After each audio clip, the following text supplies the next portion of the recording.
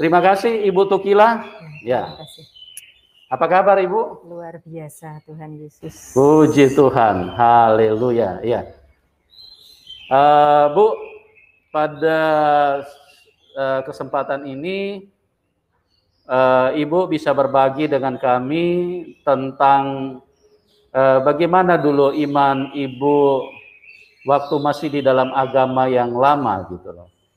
Jadi seperti apa Ibu menjalani kehidupan agama Ibu? Misalnya sholat atau puasa atau apa? Ibu dulu muslimah seperti apa?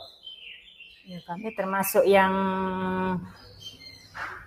taat tapi belum 100%. Oh gitu. Jadi ya, tergolong masih muslimah yang taat ya, muslim yang taat ya. Artinya kegiatan yang Ibu jalankan kegiatan apa aja? Ya, puasa, ada pengajian, ada kelompok majelis taklim gitu ya. Oke. Terus kalau sholat Ibu jalankan nggak? Waktu itu sudah menjalankan. Sudah menjalankan. Oh ya. Jadi itu memang menjadi sebuah aturan yang bagi seorang muslimah ya, menjadi rutinitas ya. Menjadi rutinitas, ya. Jadi kalau misalnya terlewatkan bagaimana itu, Bu? Dianggap manusia berdosa atau langsung jadi kafir apa bagaimana? Ya merasa berdosa ya. Merasa berdosa ya, karena berdasarkan ajaran-ajaran itu ya. Oke. Ya. Nah, terus di dalam pemahaman Ibu dulu tentang kekristenan itu seperti apa, Bu? Kekristenan itu apakah orang yang harus dihindari apa bagaimana gitu loh? Ya. Mungkin agak keras sedikit ngomongnya, yang harus dihindari ya. Kenapa harus dihindari, Bu? Apa orang Kristen seram-seram apa bagaimana? Orang Kristen kalau dulu saya melihat nggak suka. Nggak suka, apalagi keplok-keplok nyanyi nangis itu apa gitu. Ya. Jadi pokoknya sudah anggapannya anti gitu. Dulu sudah anti, pokoknya enggak gitu. Pokoknya enggak.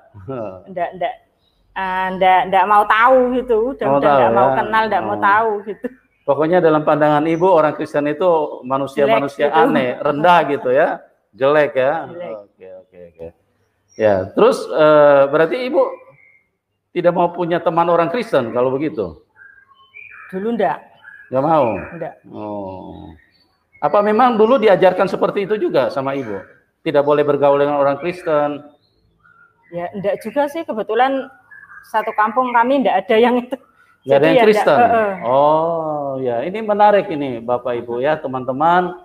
Jadi kampung Ibu ini memang tergolong kampung, jadi bukan hanya manusianya, kampungnya pun tergolong kampung yang fanatik. Ya, kenapa? Karena di kampung itu tidak ada yang beragama Kristen.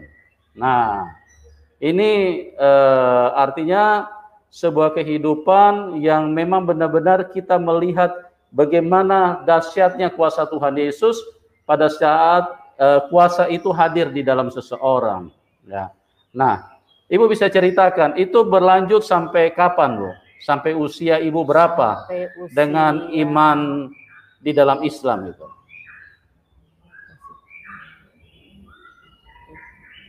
Saya hamil yang ketiga itu 93. Ya, berarti sampai tahun 93? 92. 92? Oke. Jadi Ibu ini sampai tahun 92 itu masih dengan keyakinannya yang lama. Artinya masih dengan konsep pikiran yang sama. Pokoknya kalau lihat orang Kristen itu sesuatu yang aneh, ya, sesuatu yang istilahnya dipandang rendah. Ya, karena dengan doktrin dan pengajaran yang Ibu ini terima bahwa orang Kristen itu kira-kira apa yang didoktrin? Maksudnya Ibu mengatakan kok orang Kristen itu aneh dan harus dihindari karena apa? Doktrinnya seperti apa, Bu? Misalnya orang Kristen mungkin Tuhannya patung atau Tuhannya punya anak gitu. Oh, Tuhannya punya anak gitu. Padahal bilangnya kan Tuhan tidak beranak dan tidak dianakkan. Oh, Tuhan tidak beranak dan tidak diperanakan. Oh. Jadi ibu termakan dengan pengajaran seperti itu. Oh. Ya, waktu itu. Jadi bagi agama ibu itu konsep yang sangat salah, sangat tidak benar ya. Iya. Iya, luar biasa ya teman-teman ya. Jadi memang rata-rata doktrinnya semua mengedepankan itu, bahwa Tuhan tidak beranak dan Tuhan tidak diperanakan. Oke. Terus apalagi yang membuat ibu ini? Ibu artinya tidak suka kepada kekristenan. Jadi ibu tidak pernah bertamu kepada orang Kristen? Iya, enggak Tidak pernah, mau? karena memang enggak ada lingkungan situ. Oh, ada yang... memang tidak ada. Oh, iya. Oke. Nah, berarti sampai tahun 92 ya, Bu ya? Oke. Nah, sekarang Ibu bisa diceritakan bagaimana sampai Ibu akhirnya bisa berjumpa dengan Tuhan Yesus, bisa mengenal Tuhan Yesus lewat peristiwa apa tuh? Waktu itu hamil yang anak ketiga, merasakan sakit-sakit. Yang sakit-sakit siapa? Saya sendiri. Oh, ibu sakit-sakit? Maksudnya hamil yang pertama itu enggak merasakan apa-apa, yang kedua enggak, yang ketiga itu badan kayak mudah capek. Terus belajar berdoa, malam-malam. Badan sakit-sakit begitu, ibu ke dokter enggak? Enggak. Enggak ke dokter? Waktu itu kan hamil ya. Hamil, oke. Biasa bilangnya bawaannya anak gitu. Oh, bawaan anak karena lagi hamil. Tapi terus ke dokter kan cuma dikasih obat. Obat buat hamil ya. Iya, oke. Terus? Tapi waktu itu terus kok masih sakit-sakit terus. Malam-malam saya bangun. Sholat. Coba mengikuti doa yang suami berdoa. Oh, gitu. Ya. Puji Tuhan kok waktu berarti, itu kok merasa enak gitu. Oh, oke. Jadi suami ibu ternyata Kristen. Iya, udah Kristen.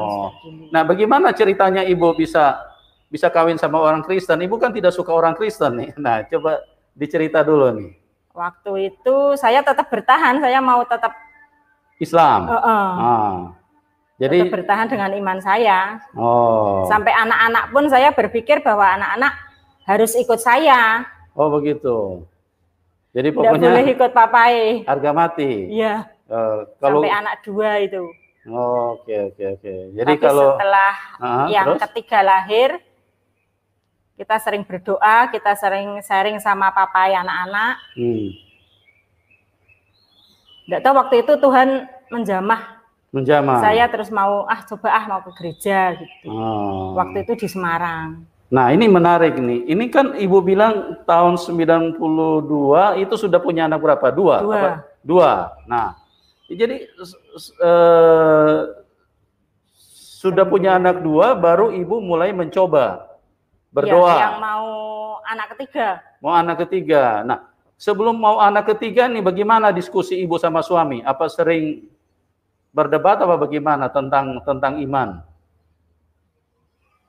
Iya. Ibu kan ngotot Islam juga, kan? Nah, sementara sering suami juga. Bagaimana suami?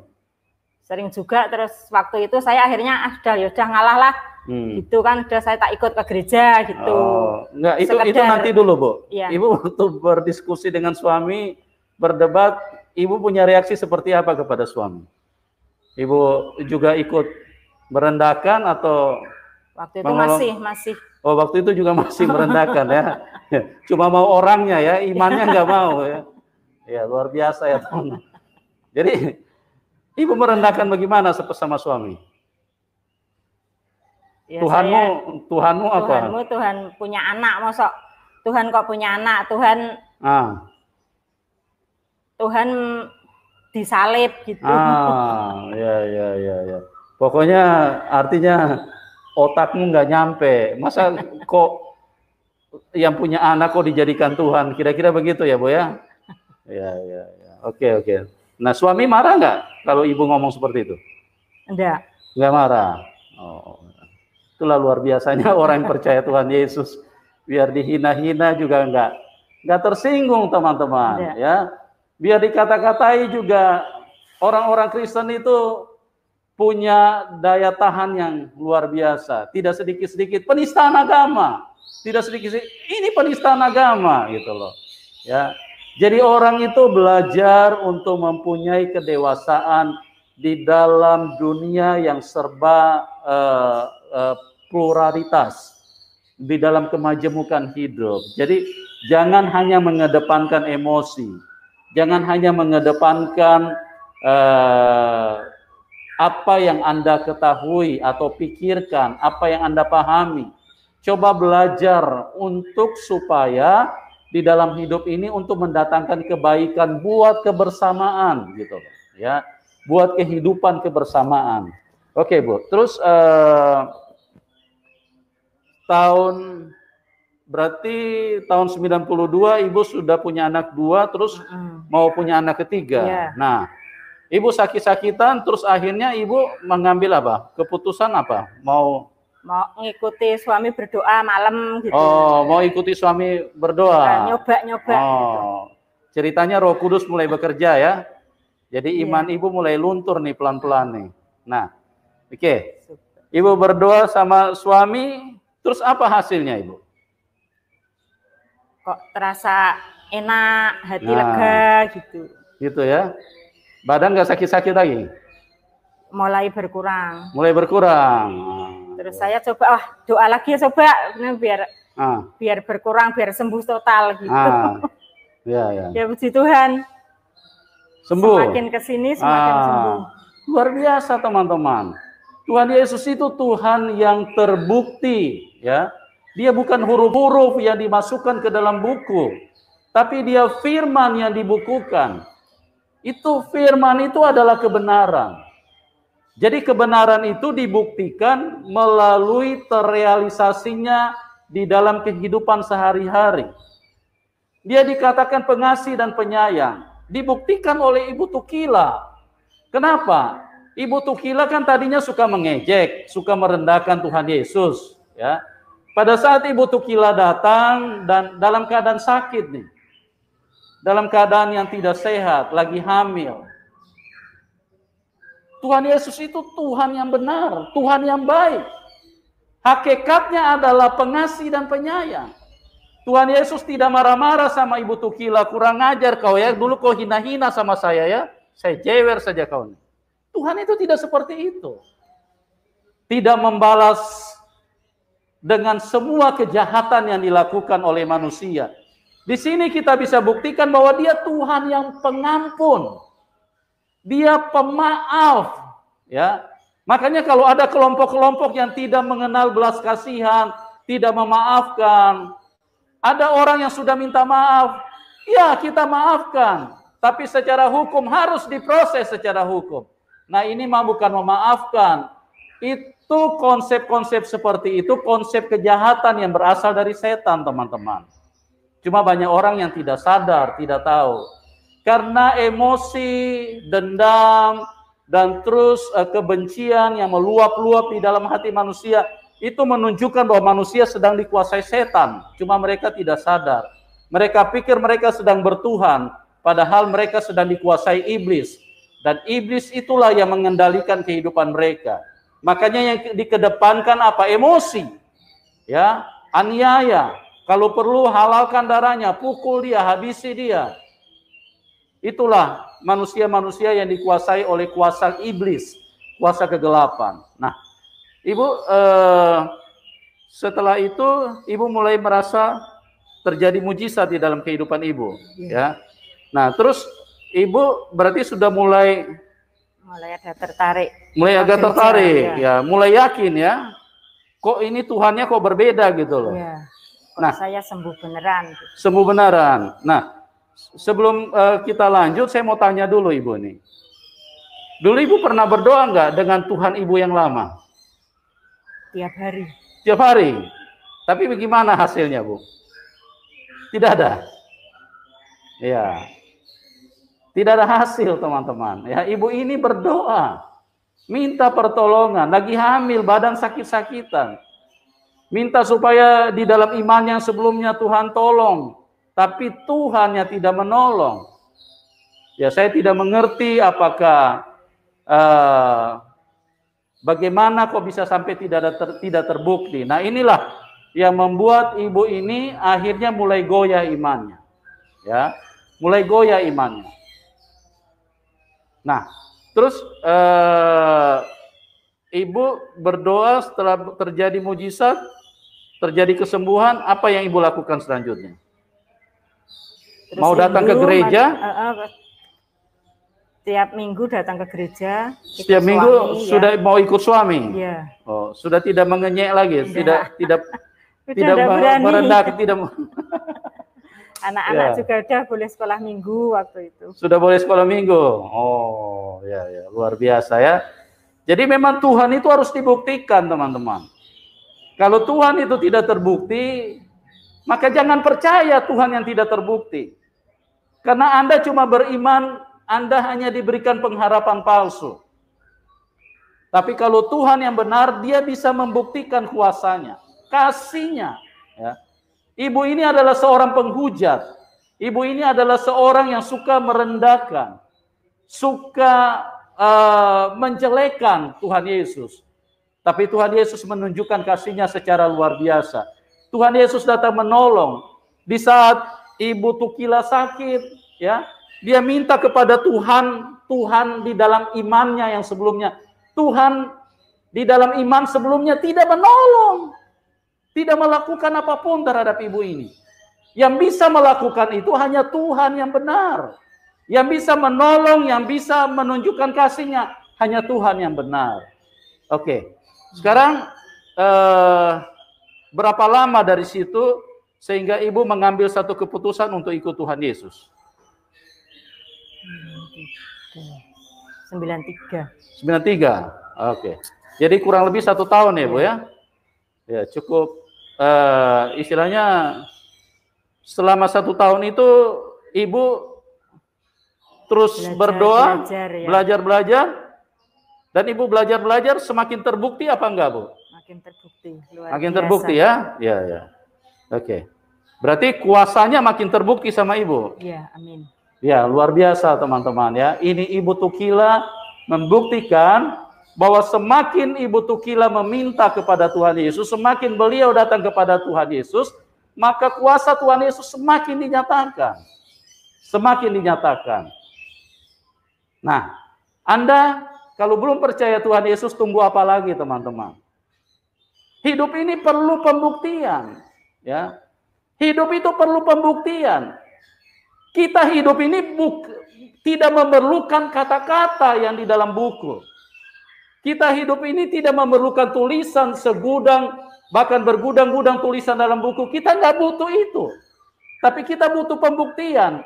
Kalau semua terbukti di dalam hidup kita, maka itulah Tuhan yang benar. Itulah Tuhan yang sesungguhnya. Tidak perlu huruf-huruf dari Sabang sampai Merauke, dari timur ke barat, utara ke selatan. Itu tidak dibutuhkan. Untuk apa tulisan sepanjang itu? Ya, untuk apa tulisan sepanjang itu? Kalau itu tulisan itu tidak terbukti di dalam hidup kita, tidak menjadi nyata di dalam hidup kita. Ya, oke, Ibu. Setelah Ibu tahun 93, berarti dibaptis itu. Ya, Ibu percaya Tuhan Yesus kan? Amin. Nah, bagaimana reaksi keluarga?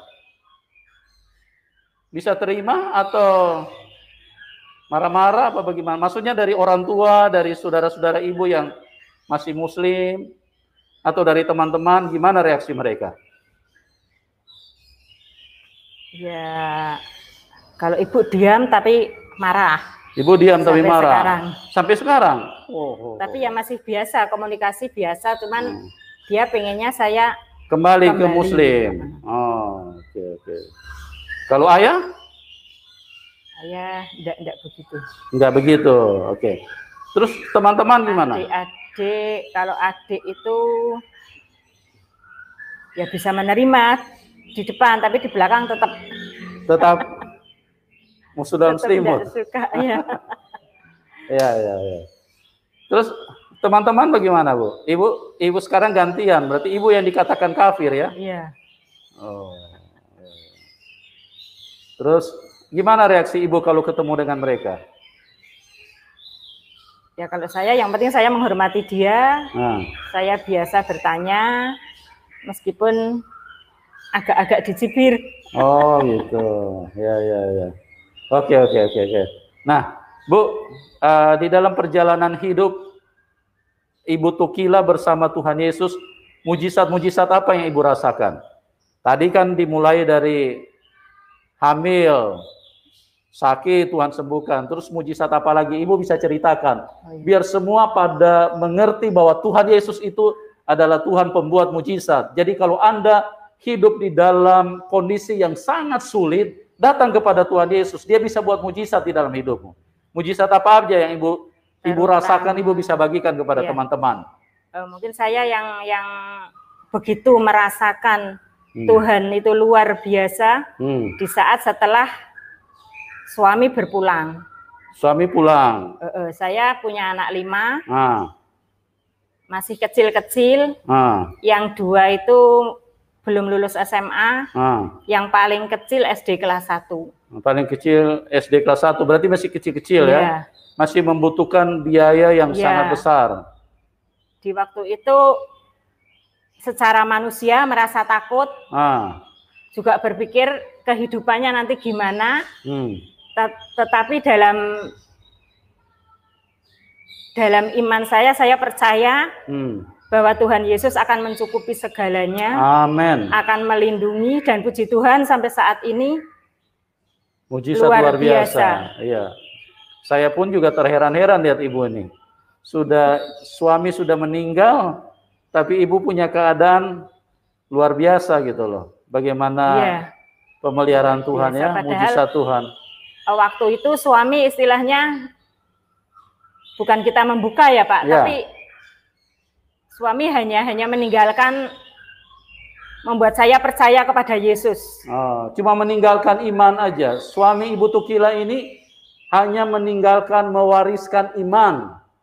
Iman tentu yang luar biasanya, iman ini percaya kepada Tuhan yang benar. Nah inilah Ibu Tukila terbukti. Gitu ya. Luar biasa. Ya.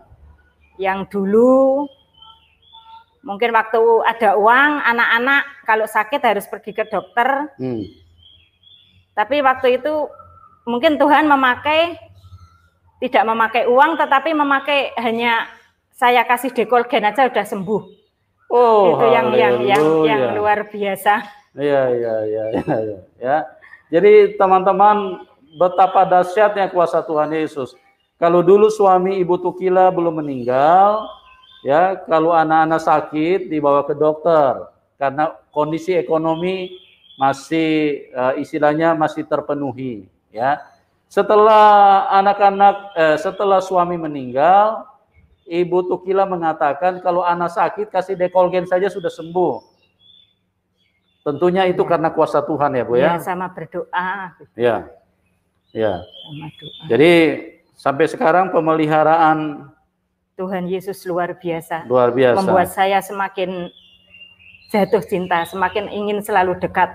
Amin, haleluya. Ya, dulu suka mengenyek, dulu suka merendahkan Tuhan Yesus. Tapi itulah sekali lagi teman-teman, Tuhan Yesus itu Tuhan yang baik. Tuhan yang tidak pernah memperhitungkan kesalahan manusia. Asal manusia mau datang kepada Dia, Tuhan sambut. Makanya dalam Matius 11 ayat 28 mengatakan, marilah kamu yang letih lesu dan berbeban berat. Tuhan Yesus tidak berkata, marilah kamu orang-orang Kristen. Karena Dia Tuhan yang benar. Dia Tuhan semua agama. Dia Tuhan semua bangsa. Dia Tuhan semua golongan. Dia Tuhan semua lapisan. Dia Tuhan yang baik. Ya. Kalau manusia, maka perkataannya akan seperti ini. Marilah kamu yang dompet tebal. Karena aku akan berpihak kepada kamu. Ya. Kalau manusia, dia akan berkata, marilah kamu yang berparas cantik atau tampan. Karena itu kepentingan manusia.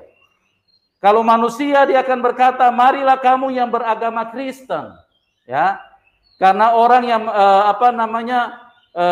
itu adalah kepentingan kelompok.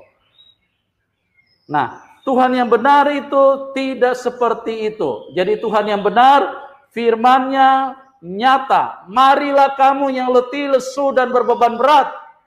Siapapun Anda saat ini. Kalau Anda sedang letih, lesu, dan berbeban berat, datang kepada Tuhan Yesus. Dia akan memberikan kelegaan. Dia akan memberikan pertolongan kepada hidupmu. Ya, oke. Kira-kira mujizat apa lagi, Bu? Yang lain? Selain pemeliharaan Tuhan, sekarang anak-anak gimana, Bu? Sudah pendidikannya sudah selesai apa bagaimana? Iya, yang paling akhir sudah selesai, sudah bekerja. Sudah bekerja. Yang 2 sudah punya cucu 4, yang anak gitu. 1, anak pertama punya anak 2, yang kedua juga punya anak 2. Pendidikan anak sampai apa, Bu? Sarjana apa kalau SMA? Yang 1, 2, 3 SMA. Terus? Kalau yang 4, 5 puji Tuhan sarjana. Iya, puji Tuhan ya. Hanya dengan mengandalkan Tuhan, berjualan kopi. Oh, dahsyat sekali ya. Karena bekerja dengan Tuhan itu berbeda hasilnya ya, ada mujizat yang luar biasa ya. Oke. Puji Tuhan. Teman-teman, sekali lagi Tuhan Yesus mengasihi siapapun Anda dan Dia siap buat mujizat. Ibu ini setelah ditinggal suami, setelah suaminya meninggal, ibu ini hidup dengan pekerjaan yang secara manusia tidak mungkin bisa teratasi ya, kebutuhan-kebutuhan apalagi sampai kebutuhan pendidikan dan lain-lain. Tapi ibu ini membuktikan bahwa penyertaan Tuhan itu sempurna. Oke? Betapa dahsyatnya Tuhan Yesus, jangan berlama-lamaan jika Anda belum mengenal Tuhan yang benar, jika Anda belum berjumpa dengan Tuhan yang benar, Tuhan Yesus sedang membuka tangannya, marilah kamu yang letih, lesu, dan berbeban berat, karena aku akan memberikan kelegaan kepadamu. Dialah Tuhan yang mengasihi hidupmu, dialah Tuhan yang mati buat kita semua, supaya kita tidak perlu mati, kita akan hidup bersama dengan Tuhan di dalam kerajaan yang kekal di surga nanti.